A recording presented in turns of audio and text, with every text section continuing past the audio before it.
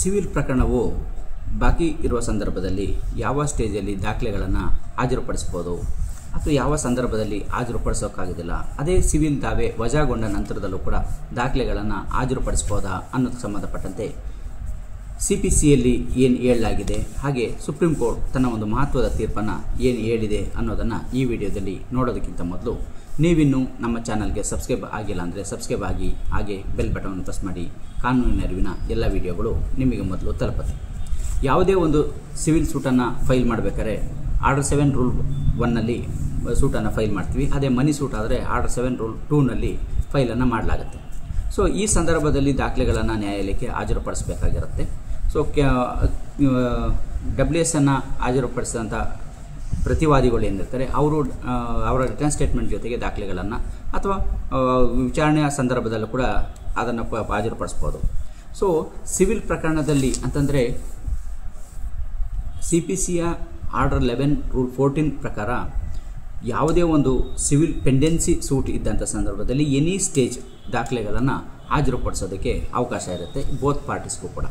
ಆದರೆ ಅದೇ ದಾವೆ ವಜಾಗೊಂಡ ನಂತರದಲ್ಲಿ ದಾಖಲೆಗಳನ್ನು ಹಾಜರುಪಡಿಸ್ಬೋದಾ ಅನ್ನೋದಕ್ಕೆ ಸಂಬಂಧಪಟ್ಟಂತೆ ಸುಪ್ರೀಂ ಕೋರ್ಟ್ ತನ್ನ ಒಂದು ಮಹತ್ವದ ತೀರ್ಪನ್ನು Srikanth NS and others versus K Muni Venkatappa and another ಈ ಒಂದು ಪ್ರಕರಣದಲ್ಲಿ ಮಹತ್ವದ ತೀರ್ಪನ್ನು ನೀಡಿದೆ.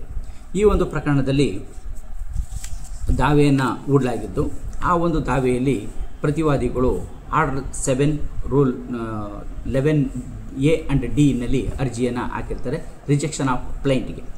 ಸೊ ಈ ರಿಜೆಕ್ಷನ್ ಆಫ್ ಪ್ಲೈಂಟ್ಗೆ ಅರ್ಜಿಯ ಮೇಲೆ ವಿಚಾರಣೆಯನ್ನು ಮಾಡಿದಂಥ ವಿಚಾರಣಾ ನ್ಯಾಯಾಲಯ ಪ್ಲೈಂಟನ್ನು ವಜಾಗೊಳಿಸಿರುತ್ತೆ.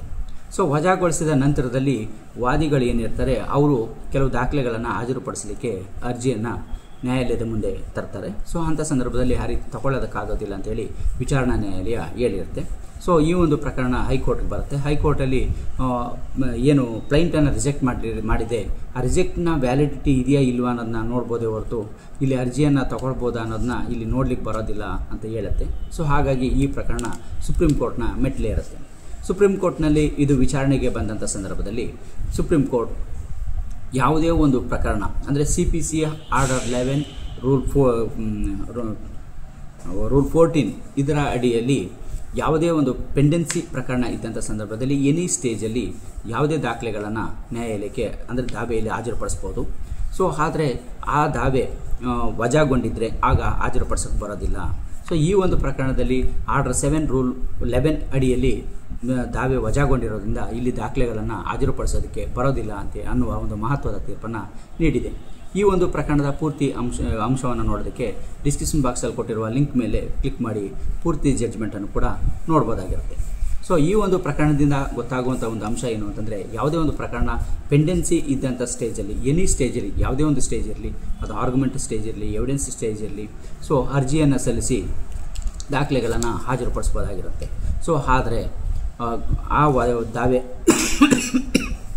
ವಜಾಗೊಂಡಿದ್ದರೆ ಆಗ ಯಾವುದೇ ದಾಖಲೆಗಳನ್ನು ಅದೇ ದಾವೆಯಲ್ಲಿ ಹಾಜರುಪಡಿಸೋದಕ್ಕೆ ಬರೋದಿಲ್ಲ. ಅದರ ಬದಲು ಅಪೀಲನ್ನು ಸಲ್ಲಿಸಿ ರೀಓಪನನ್ನು ಮಾಡಿಕೊಂಡು ಮತ್ತೆ ದಾಖಲೆಗಳನ್ನು ಹಾಜರುಪಡಿಸ್ಬೋದೇ ಹೊರತು ಸೊ ಅದೇ ದಾವೆಗೆ ಆ ದಾಖಲೆಗಳನ್ನು ಹಾಜರುಪಡಿಸ್ತೀನಿ ಅಂತೇಳಿ ವಜಾಗೊಂಡಂಥ ದಾವೆಗೆ ದಾಖಲೆಗಳನ್ನು ಹಾಜರುಪಡಿಸೋದಕ್ಕೆ ಬರೋದಿಲ್ಲ ಅನ್ನೋದು ಈ ಒಂದು ಪ್ರಕರಣದಿಂದ ಪ್ರಮುಖವಾಗಿ ತಿಳಿಯುವಂಥ ಒಂದು ಅಂಶವಾಗಿದೆ.